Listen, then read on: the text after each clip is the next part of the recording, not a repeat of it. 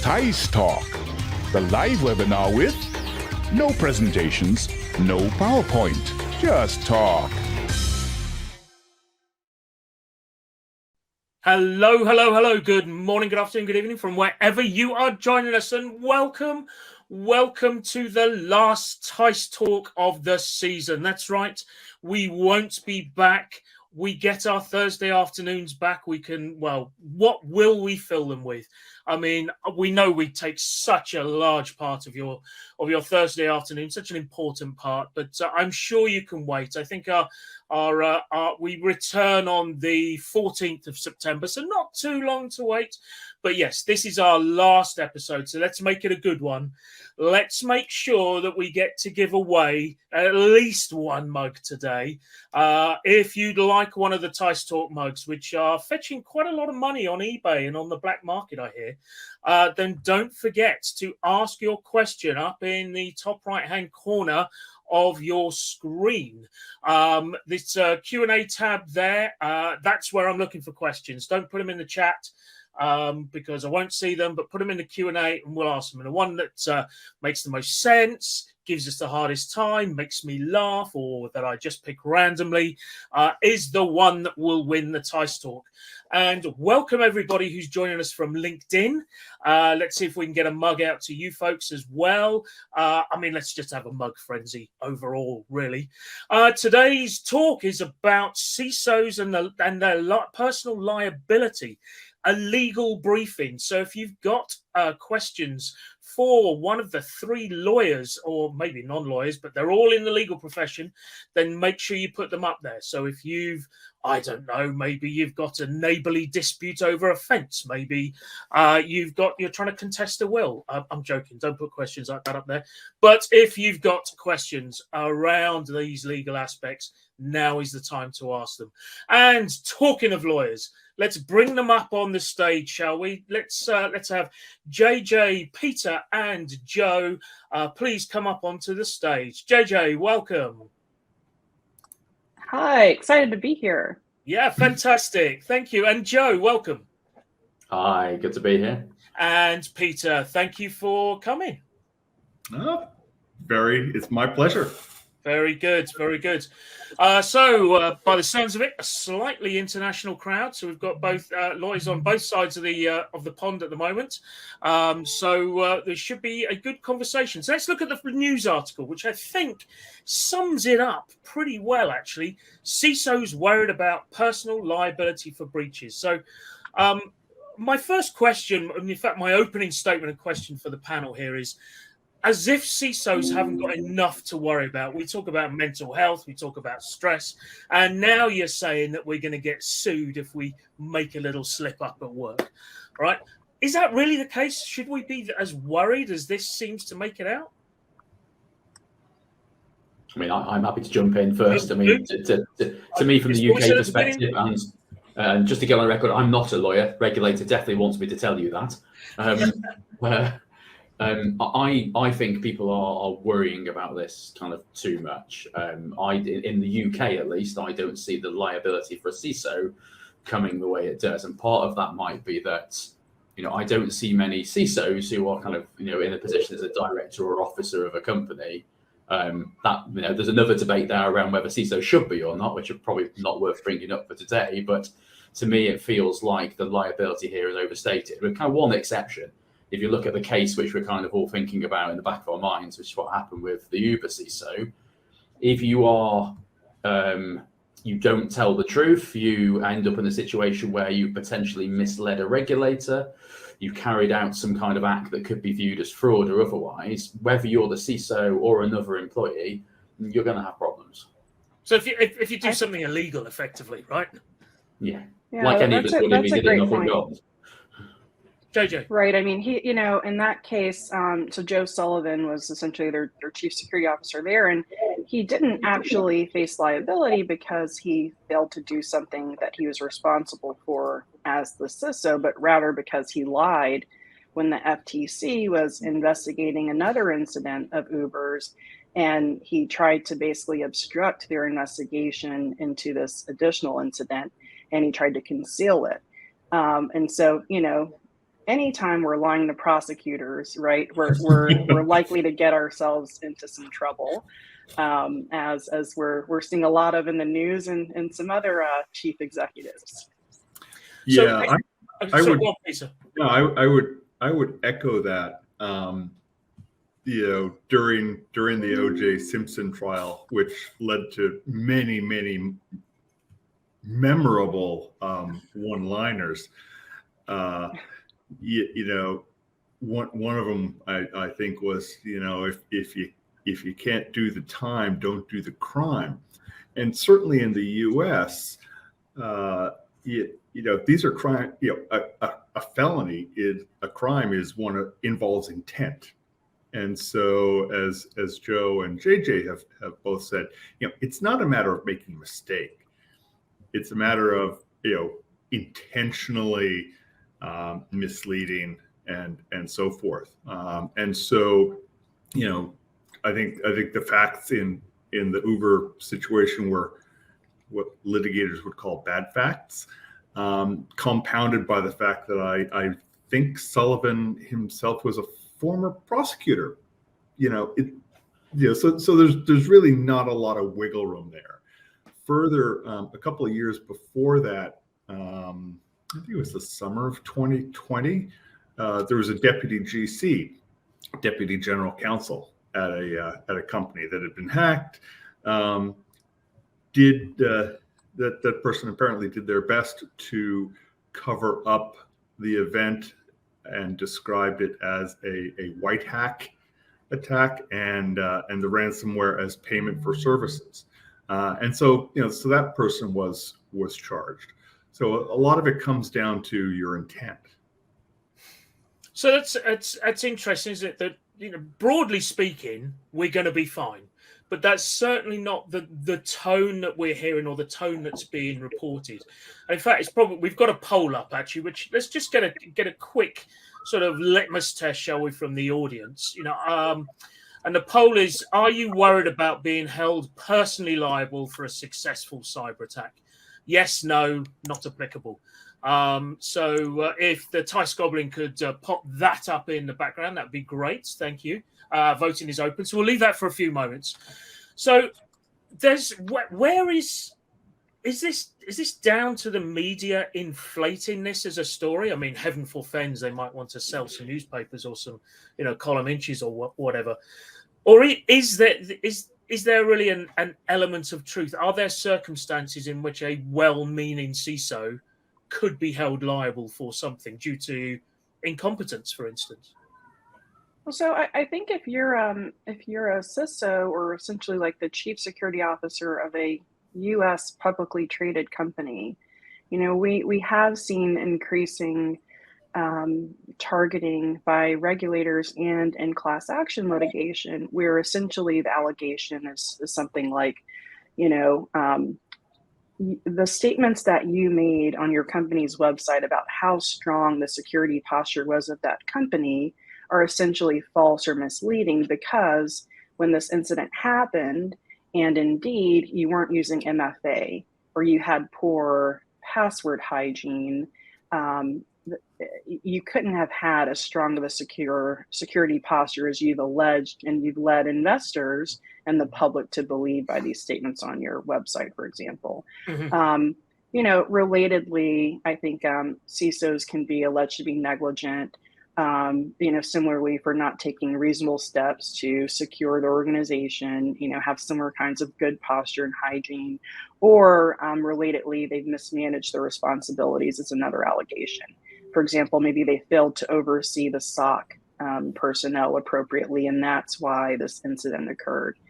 So there have been class action where now the shareholders have lost value because the share stock plummets when this breach becomes public, et cetera, et cetera.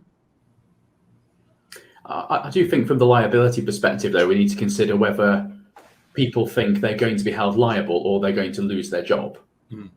Well, that's and I think we kind of wrap the two up together by thinking, if you are a CISO in a large organization and there is a large enough security breach, your position might become untenable even if it's, we'd argue it's not your fault, and all those kind of good things. And also, I think the industry's got a little bit to answer for there. I mean, you look at what happened in the back of the Equifax breach, and lots of industry commentary about the fact that CISO had a music degree that was just completely irrelevant to what occurred and their competence to do the role. And so I think there's kind of blame, job loss, and liability, and all of this stuff gets kind of wrapped up together. And so, if something bad happens, could there be consequences? Yeah, I think so. But I don't see in the UK anyway, it kind of being a kind of a liability issue as such. Yeah, and doubtless, in many ways, it's not that perception drives reality, but you can't discount perception. Yeah, and I think Joe and JJ have raised excellent points. I mean, on the class action side, just do your job, man. And do it well. But part of that is the company as the organization understanding that it's a team sport, and it's a team responsibility. So if it's data protection or incident response or anything like that, you should have the InfoSec team, you should have the legal team, you should have senior management and the business owners aware and involved. But without a doubt, I there's no discounting the authenticity of people's concerns, and I think that's real and unfortunate. So, and just to pick up on Joe's point there, and also your point there about Peter, about perception and reality. I mean, the article says over 3/5, 62% roughly of global CISOs are concerned about being held personally liable. So chances are most of those concerns are unfounded, but that the perception of job loss, versus liability versus blame is so mixed up into this that bottom line is, it doesn't matter if you're liable or you lose your job. The net result is the same for an individual as a result. Oh yeah, it sucks. Yeah, that's right. So, and I think that let's close the poll and take a quick look at that, because I think that broadly echoes what's coming across here. So that's a nice, almost even split there. A third of 50% of those where this is applicable to, in fact, more than 52%, maybe even 3/5, are worried about being held liable. So that that perception is very true, even amongst people who have just listened to what you have just said. So I think that's quite an interesting statistic there. I want to move on to the panel proper now, which is the liability of the CISO, a legal briefing, and it's talking about personal liability. And JJ, you mentioned about class action suits potentially, affecting people if there is deliberate withholding of facts post a briefing and things like that. Is there a shift, or would you like, if you could sort of push a little bit deeper into that shift of maybe we be careful what you ask for. CISO's been asking for more responsibility, more accountability, the ability to do more things. To that, and to Joe's point about being officers of a company, I mean, the clue should be in the C and the O of the job title CISO, right? Is there actually a move towards this? Could well happen in the same way that a CEO might be held liable for the collapse of a company, or a CISO might be held liable because, as part of one of the officers of the company, they were not investing what they should. Because let's face it, most problems are apparently down to investment and resources. I absolutely think there's a possibility of that. If you are, essentially like the head decision maker about cybersecurity resourcing and how to manage cybersecurity risk for that organization, and the buck, generally stops with you, I think you're absolutely potentially liable. And related to that, even if you're ultimately not found liable, right? You're not, held to be ultimately responsible. Maybe they decide, well, actually it was the CEO or the COO or the company wasn't responsible. Just the cost of litigating it can bankrupt an individual. And so, in some cases, if folks don't have the funds to pay for that litigation, to pay the lawyer's fees, they get in the unfortunate position of settling the case just because they can't afford to litigate it. So even just being named a defendant in such a case can be very damaging. And just the threat of that, right, can, really make someone's life quite miserable. So I think it's important for CISOs to be thinking about, how do we then protect ourselves? What should we be negotiating, when we're negotiating that job offer, even if you're not the CISO, but you are ultimately like that top decision maker for cybersecurity. You could still be named a defendant in one of those cases. So, I wouldn't only assume even that the fact of whether or not I have that specific title, right, is definitive. If you're making those decisions, you, I think, can expect that there's a potential to be named as a defendant in one of those cases should there be a big publicly visible breach at your company. I mean, sorry. I was going to say, from my perspective, is always from the liability position. If you are, elected or appointed to a position, where you are voting member of the board, you are a director or officer, regardless effectively of your level of responsibility, you should be managing that liability, making sure, for example, you're named in any kind of D&O insurance, or at least that a liability conversation has happened, making sure that you've protected yourself.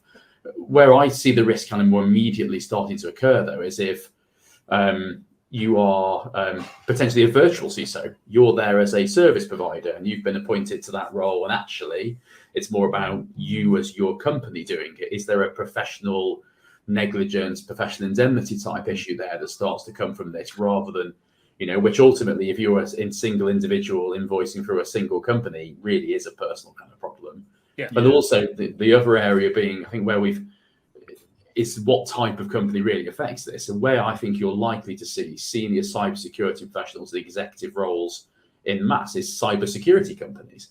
If you are running a company that provides cybersecurity services, that's to me where you see people who've perhaps been vocational professionals now moving to executive management roles. And again, they are now coming under that new liability regime, even though actually they might still be working and doing what they used to do in the old kind of more vocational role. So I think some of these things, you can see how these situations could occur.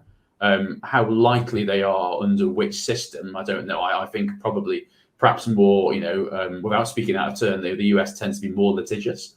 I think that's probably fair to say than the UK. I mean, it kind of is changing, but is historically been the case. You can kind of see how it would happen perhaps first there, and you never know, it might come here in the future. Hey, when the USA sneezes, we catch a cold, right? Exactly. That's what they say. Between Coca-Cola, Disney, data breach reporting, and class action lawsuits, you're going to get our good exports with our bad ones. But I want to sort of circle back to something that JJ mentioned, and I think is an excellent point. Is while your personal liability in either a civil or a criminal perspective is probably low, and it depends on the law. I mean, Peter Fleischer, the head of privacy for Google, I believe, several years ago had spent more time in Italy than he would have liked to, because under Italian law, the finding was that I think it was, I don't know, I think YouTube, something like that, and information wasn't taken down in time, and so Peter was the one who was in the dock, as it were, and fortunately it all got resolved, but. So it depends on the law of the jurisdiction, but to JJ's point, litigation is expensive. It's expensive to just think about litigation, and as an individual, there really none of us can afford litigation. And so, to JJ's point, the importance of negotiating at a minimum some, not an indemnity, not an obligation to reimburse you, but actually the obligation of your employer to defend you. I think is a good point. Now, at some point in time, if it turns out that you have been behaving badly, your employer is going to cut bait. But assuming that you're acting in good faith, I think that that's an excellent point in terms of how to sort of protect yourself. So we've had a whole bunch of questions come in all at once, which is always the case. You wait for a bus and then 4 come at once. There's some good ones here. So let's start with Kevin Duffy, and also in the chat is also a very good comment from Kevin talking about where is it? I've lost it now. Oh yeah, CISOs in the USA are more than twice as likely to get insured for their liabilities than CISOs in Europe, according to Heidrick and Struggles survey, which, well, if nothing else, it should win the award for best company name, Heidrick and Struggles. But Kevin's actual question is, what do the panelists think about Gartner's prediction?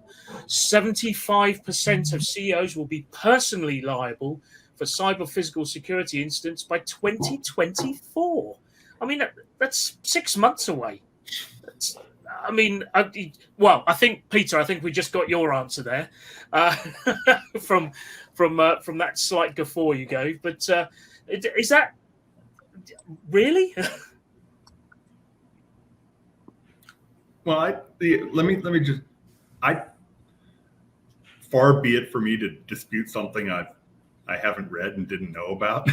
Oh, let's read the headline. Let's not worry about it. Don't let that hold you back. Never hold anyone back on Twitter. Normally, it's not that kind of show. Normally, it wouldn't hold me back, but there is precedent, certainly in the U.S. The Federal Trade Commission, which is our, one of our main sort of data protection, data privacy enforcers, has tagged the CEO or maybe the president of a company and basically said, "You're responsible. You've been leading this organization like just crap. You're responsible for the bad behavior." And so whatever subsequent company you're working at, we've got an eye on you. But otherwise, I'd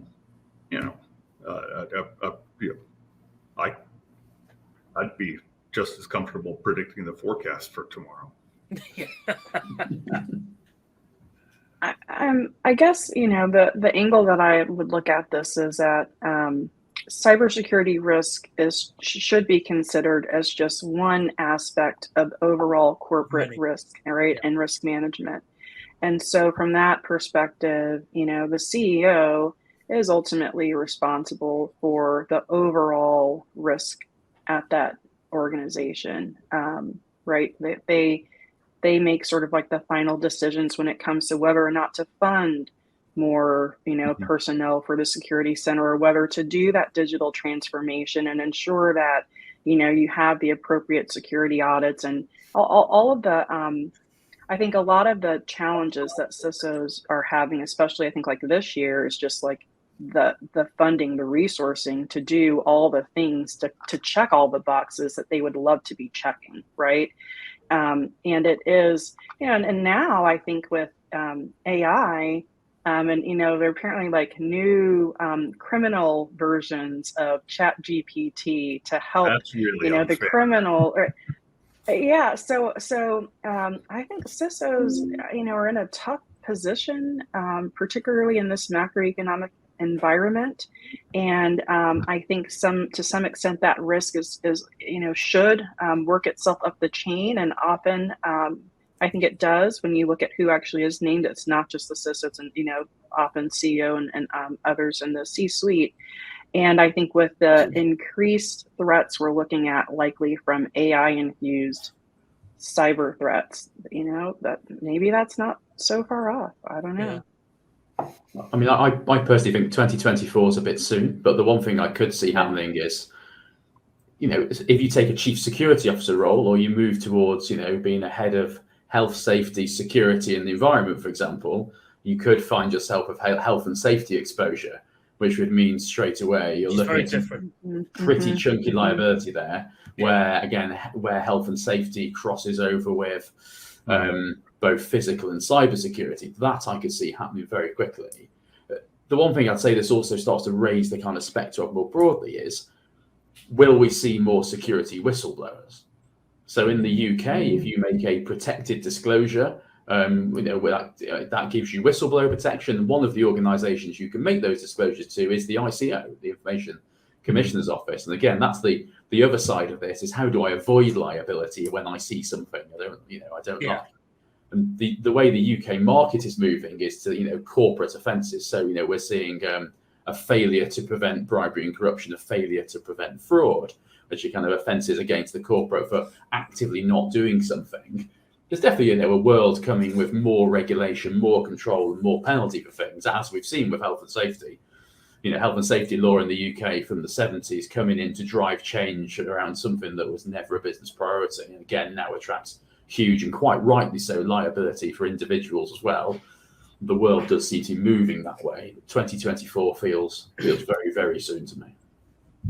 So just before we move on to another question, one of the points in the panel is about CISO's disclosure obligations and when to include them in the incident response plan, which at first reading sort of like, well, you disclose everything in your incident response plan, right?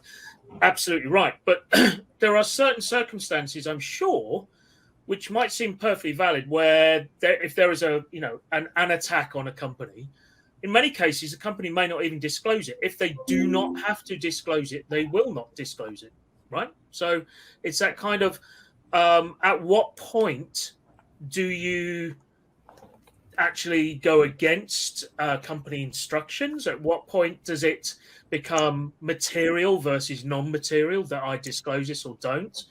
I'm sure many CISOs have been in a position where they know a lot more about an incident that has happened than what has actually been disclosed to the public, and sort of root causes or anything like that. So there is a balance, and that whether that's an ethical one or a moral or legal one, I think is probably not very clear.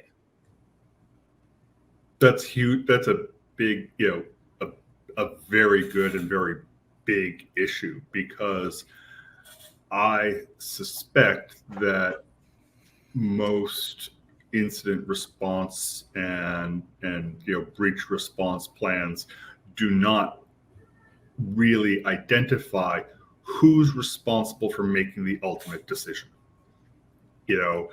If we're on the one hand, the CISO is probably one of the best to understand the facts from a technical perspective, but you're responding to a legal requirement, and so arguably it's legal, but the buck stops with the lawyers. But really, everyone is there in an advisory role. As a lawyer, and I'm not speaking for JJ, although I've been in-house for several years, but as a lawyer, fundamentally, you're advising the company on risk. And so it's the business people, the C-suite, who really is sort of responsible. From a lawyer's perspective, I think you try the whistleblowing approach, and from and ethically, at some point you have to step away, say, I'm out of here. I'm and I know that certainly the ISC squared and the data security community have ethical obligations too. Yeah. Yeah, I would also want to have documented in my response plan the criteria that, has been vetted and determined for deciding whether or not an incident has met that materiality threshold. That's going to be unique to your organization, right? You don't want to, I think, be trying to figure it out on the fly amidst everything else that you're trying to figure out in an incident. In addition to just like who's going to make the decision and how are you going to document that decision for posterity in case later it is questioned or called into some sort of like regulatory inquiry, like the for example the Wells notice that recently went out to SolarWinds execs. Yeah. Mm-hmm. I think just following that through, one of the kind of key takeaways I have for anyone who's involved in an incident is to absolutely make your own log and take your own notes, regardless if you think you'll never need them, because you absolutely want to be writing down what you saw, you heard, you decided, and why. Because later, if things do go south, that is the one thing that's going to kind of protect you, and it stops it being about opinion and moves a bit more into facts. And I've dealt with kind of incidents where we've done the post-incident review, and it's reconstructing what's happened and where, and the liability is much easier when people put you in their frame of mind as to what was happening when. Otherwise, you always run the risk of applying sunny day, no incident type thinking to what is a hard, difficult, emotional, and stressful situation. Yeah. But if you documented that and you can understand, especially the why, and to JJ's point around exactly what was going on, and whether some material or not in your thinking at that point in time, I would think that stands you in very good stead. Yeah. In fact, in one of the, and I'm sorry, I've been flipping back and forth. I don't know if it's in the chat or the Q&A, but someone posted the question of in the Sullivan context with Uber, wasn't Sullivan pressured? And if I remember correctly, Travis was the head of Uber at the time. I have no knowledge, but I would suspect that he was pressured. But it's a difficult, stressful job, and you should always know that you are going to get pressures to. Well, you're not always going to get pressures to respond a certain way, but yeah, that risk is out there, and that's where you need to come back to the idea of, okay, well, is there a whistleblower rule that I can sort of be protected by, or do I just need to resign and and to Joe's point, have things documented. Have a very special CYA notebook. I can give a live example of this. I did an investigation where the senior security person involved had kept a folder of emails. And one of those emails was an email where they'd sent the finance team their budget request and, we want 50 grand for firewalls. And the answer had come back, you can have 25. And they'd replied explaining they couldn't buy half of one. And at which point the budget was zero for that. And so, again, and very luckily they kind of go, well, I'm probably could keep that email. Yeah. And again, yeah. But having said that, from there's an old, certainly in the U.S. And I can't speak to other jurisdictions, but just be smart about what you're putting into an email. There's an old, I think it was a competition case, God help me, in the trash hauling industry in the US. And there were unfortunate emails that said stuff like, blah, blah, blah, squish them like a bug. Yes, it's important to document the basis for your decisions and so forth. But try to do so smartly. Yeah. And write every email as if it's going to be read out in a court of law. Yeah, squish them like a bug is just not a good look.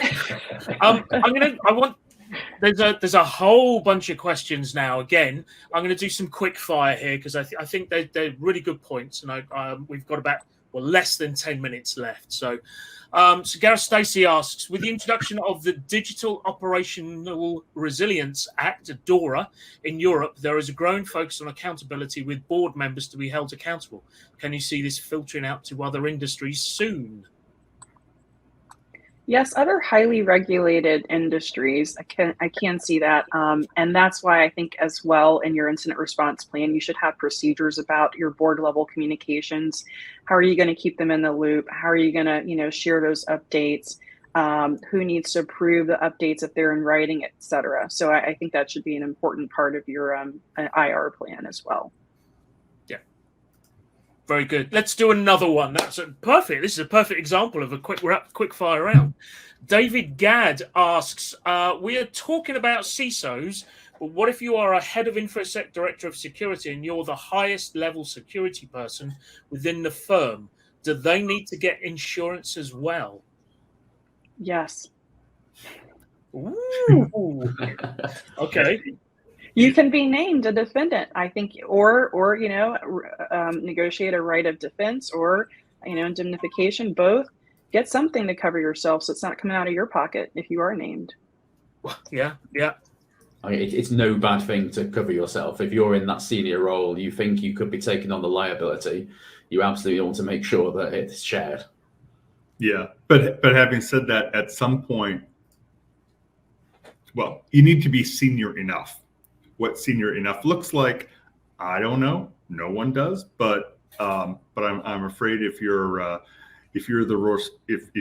fairly low in the food chain and you're responsible for, I don't know, scanning this or that, you're unlikely to get that commitment. So pick your battles. Yeah. Another question from Neil King. As a CISO, would you be more or less likely to be sued in an NGO versus a corporate? I say corporate, more shareholder litigation. Yeah. Right. Yeah, that's very true. So an NGO, to that extent, it's expensive, right? It's going to cost money. So why put money when it should be going towards the charitable cause? It's never a good look litigating against an NGO. No. Yeah, but having said that, there's an organization that I represent. It's a nonprofit, not quite an NGO, but a nonprofit, and they have hugely sensitive information. So I wouldn't rule it out, but yeah, follow the money. Yeah, very good. Two more questions left. Sarah Templey. Senior directors can get insurance cover in their roles. However, with the trend in cyber insurance possibly becoming harder to get, I think this is in light of the Lloyd's of London announcement around not insuring against ransomware, etc. Do you think this may spill over into director insurance, excluding cybersecurity responsibilities / actions? That's quite an interesting one because the insurance market did not see that massive wave of ransomware coming, and now they've sort of pushed back on it. Similar situation potentially. I don't think so. Those are two different classes of business. So I used to underwrite cyber insurance. Oh, so perfect. The cyber line of business and your D&O line of business are totally separate. And when you're underwriting D&O, you're looking at the risks those individuals and that company face together and setting a premium appropriately. Don't get me wrong, those premiums might go up if we see more action against directors and officers based on cyber concerns, but also, if we see more ESG-based litigation, and individuals are companies or individuals are found liable for environmental crimes, that risk will also go up. And bearing in mind, a D&O policy won't cover you if you commit a crime or an act of fraud or something that there's a criminal penalty for. So again, depending on what comes out of it, the D&O market is pretty well established, and is different capital, different people involved than cyber. There's a whole new episode in discussing cyber insurance and how it may or may not have had a great past and a beautiful future, or vice versa. I would say though, if you're relying on cyber insurance, and I guess every CISO should, have a seat with their lawyer, set up a working session, and really read through that policy and understand the exclusions, because there can be a lot of exclusions and some unexpected exclusions, like if you pay the ransomware, they don't pay, or lack of standards, if you haven't documented that you're patching and that you've got the anti-phish, all that stuff. Just be aware of it, and so you can get the writers to cover you if you think there's a gap that needs coverage.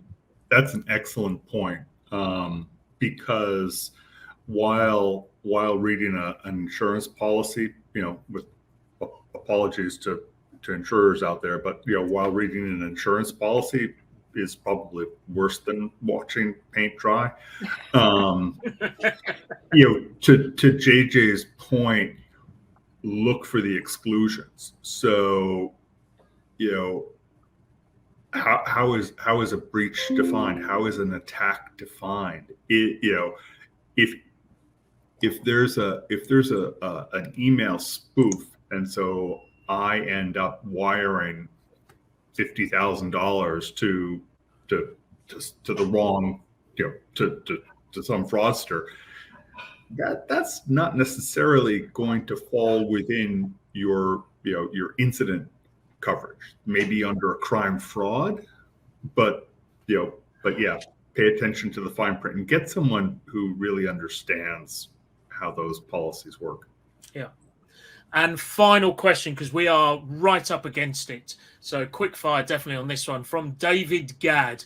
Would insurance cover a CISO even after they have left? Often a new CISO will uncover certain errors from the previous CISO. Who would be liable? I'd go back to the last point, which is very much depends what the policy says. Yeah.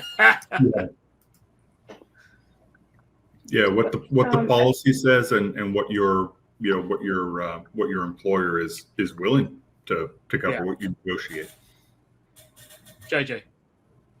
Yeah, and just who's liable, that's going to come down to, when the errors or omissions, for example, occurred, right? Who was the CISO then, which is separate. Yeah, which is different from simply second guessing. Yeah. So one of the things that makes this such a horrible set of circumstances is that everyone coming into this as I think Joe said something about, well, it's a sunny day and then it all goes to crap. Everyone coming into this is looking at it with 20/20 hindsight. Yeah. It doesn't have the perspective of, I asked for a $50,000 firewall and I wasn't able to buy half of one, so I wasn't able to get one.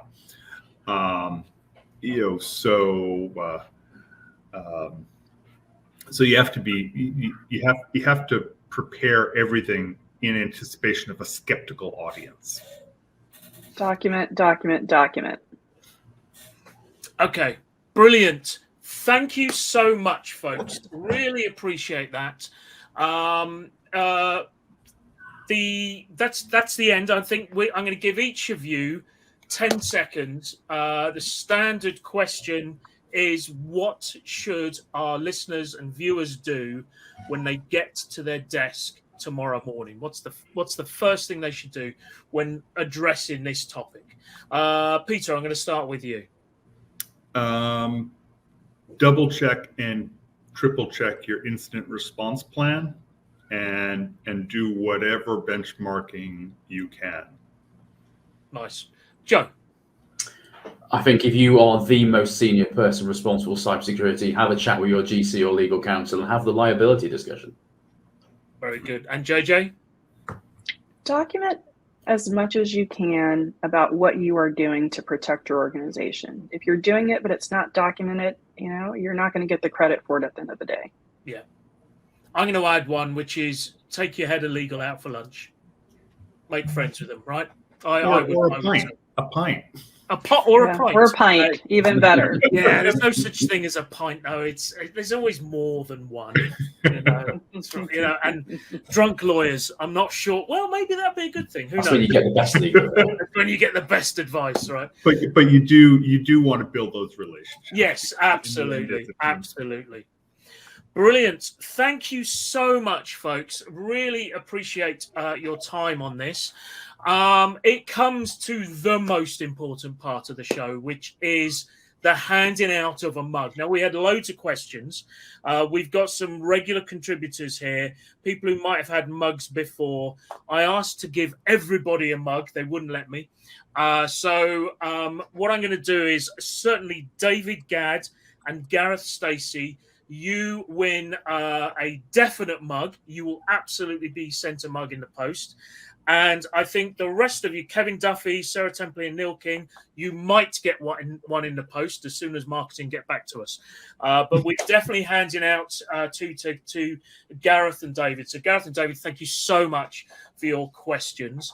Don't forget, we're not here next week. We come back on the 14th of September, where we're talking about building truly diverse teams. Shortly after that, less than 2 weeks after that, on the 26th of September, there's the TICE R3 conference, Resilience, Response, Recovery, which is in person in London. So if you're around, do come and join us. I'll be there for the day. All that's left for me now is to say thank you so much, Peter. Thank you, Joe. And thank you, JJ, for your contributions today. Thank you.